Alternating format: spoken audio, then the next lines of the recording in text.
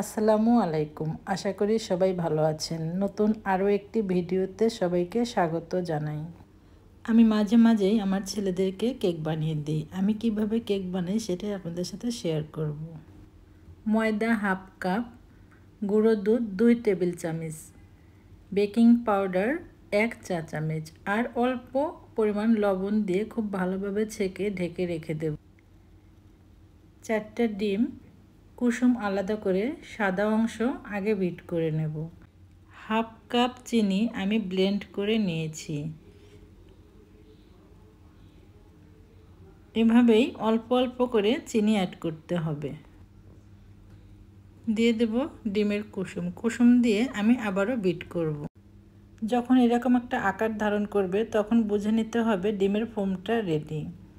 ডিমের foam ready করতে কতটুকু সময় লাগবে সেটা আসলে নির্ভর করবে ইলেকট্রিক বিটের উপর।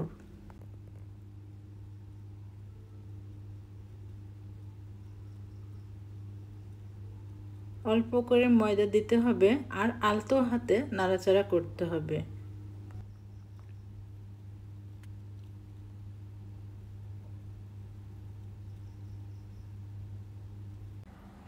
বাটার দিয়ে দেব 60 ml, 1 চা চামচ দিয়ে দেব ভ্যানিলা এসেন্স। তেল ব্রাশ করে কেকের ব্যাটারটা ঢেলে নেব।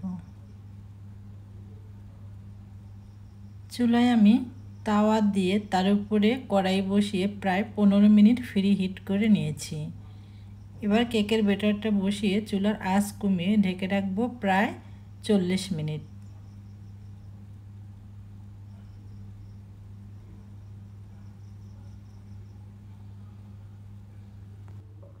ফিরে আসলাম 40 মিনিট পর।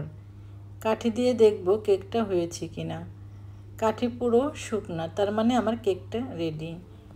কেক নামিয়ে র্যাপিং পেপার দিয়ে এভাবে ঢেকে রেখে দেব ঠান্ডা হওয়া পর্যন্ত। 3 ঘন্টা পর কেকটা ঠান্ডা হয়েছে। এবার আমি সুগার সিরাপ রেডি করে নেব। পানি আর চিনি দিলেই হয়ে যাবে সুগার সিরাপ। কেকের ক্রিমটা কিন্তু গুরুত্বপূর্ণ। অবশ্যই ঠান্ডা জায়গায় কেক করতে হবে। আবহাওয়া বেশি গরম হলে একটা বাটি ফ্রিজে বরফ করে তার উপর অন্য একটা বাটি বসিয়ে আপনি ক্রিম তৈরি করতে পারেন। আমি 1 কাপ ক্রিমে দিয়ে দেব 2 টেবিল চামচ কনডেন্স মিল্ক। মিষ্টি হওয়ার জন্য আপনি চিনিও ব্যবহার করতে পারেন, তবে চেষ্টা করবেন কনডেন্স মিল্ক দেওয়ার জন্য। কেকের ক্রিম রেডি। আমি কেকে চকলেট দেব। চকলেটগুলো রেডি করে সাইডে রেখে দেব। অল্প একটু ক্রিম এখানে দিলে কেক সেট করতে সুবিধা হবে।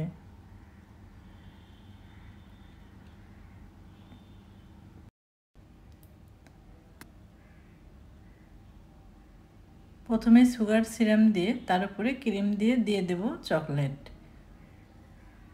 এভাবে আমি সম্পূর্ণ কেক রেডি করে নেব।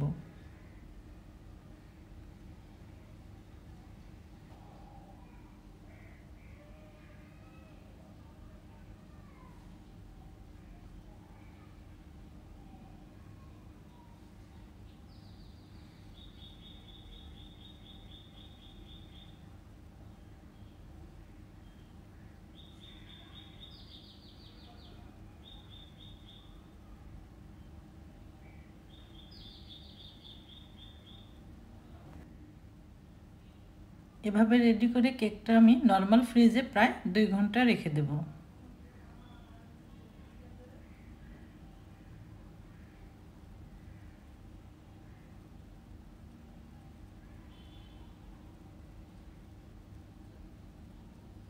দুই ঘন্টা পর ফ্রিজ থেকে বের করে আমি চকলেট দিয়ে ডেকোরেশন করে নেব।